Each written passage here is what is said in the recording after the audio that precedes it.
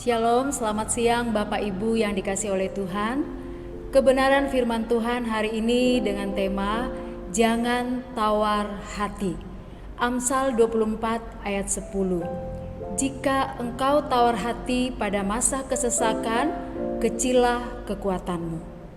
Masa kesesakan adalah masa yang tidak menyenangkan. Dalam bahasa asli, sara artinya kesengsaraan, kepedihan, penyakit, kesedihan, penderitaan, kemalangan, dan kemerosotan. Nah, masa kesesakan seperti masa yang kita alami saat ini, di mana semua orang mengalami kesesakan oleh karena tidak bisa melakukan aktivitas sebebas seperti sebelumnya. Bahkan banyak mengalami kemerosotan dalam hal ekonomi, banyak yang menganggur, banyak yang tidak bisa melakukan program-program yang sudah direncanakan, sehingga banyak di antara mereka yang akhirnya mengalami kesedihan dalam situasi ini. Masa kesesakan ini bisa saja terjadi oleh karena perbuatan atau kecerobohan kita sendiri.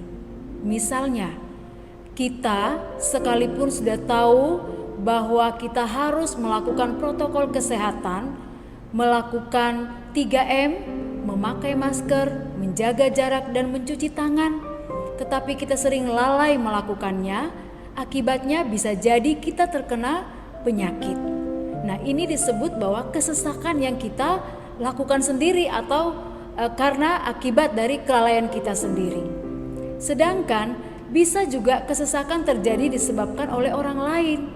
Mereka yang tidak menepati atau tidak melakukan yang sebaiknya atau tidak melakukan protokol kesehatan, sehingga kita bisa saja terkena dampak itu.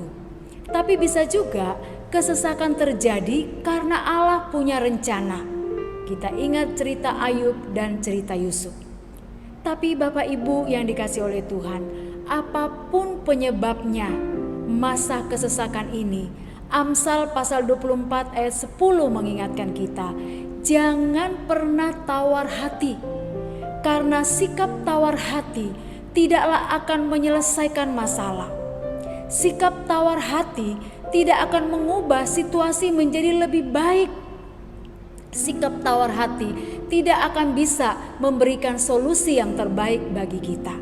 Sebaliknya, justru sikap tawar hati akan menguras energi positif kita, akan menguras hati dan pikiran kita, sehingga kita semakin lemah, bahkan kekuatan kita semakin merosot.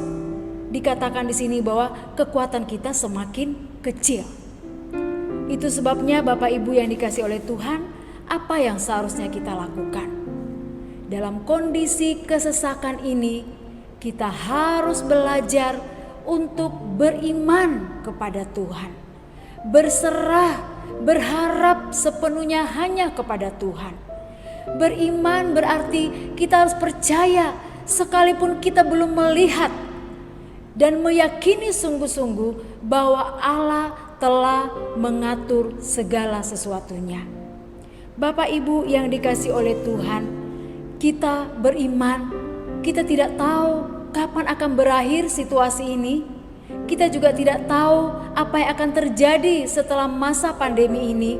Tapi mari kita belajar dari tokoh Abraham yang siap beriman, melangkah pasti bersama dengan Tuhan.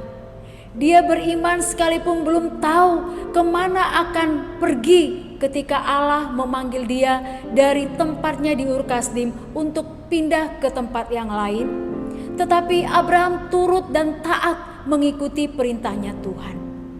Abraham juga taat kepada Tuhan ketika Allah menyuruh dia untuk mempersembahkan anaknya yang telah ditunggu selama 25 tahun.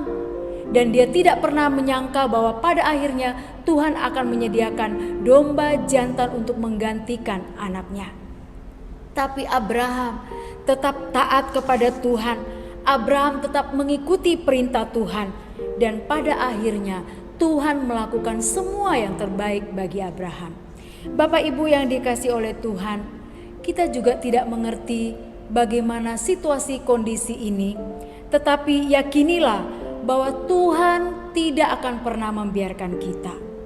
Berimanlah dan yakinlah bahwa Tuhan sudah merancangkan segala sesuatu yang terbaik bagi kita semuanya. Kita ikuti saja langkah-langkahnya Tuhan, kita taat saja kepada perintahnya Tuhan, dan kita mengerjakan tugas-tugas kita dengan baik. Kita berkarya dengan baik selagi Tuhan masih memberikan kita kesempatan yang Tuhan berikan buat kita.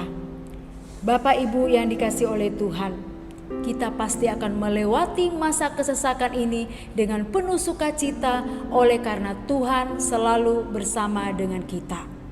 Jangan tawar hati pada masa kesesakan, tetapi kita harus terus-menerus bersemangat dan terus-menerus berharap dan terus-menerus bergantung kepada Tuhan, karena Tuhan adalah Allah yang hidup yang akan selalu setia bersama-sama dengan kita.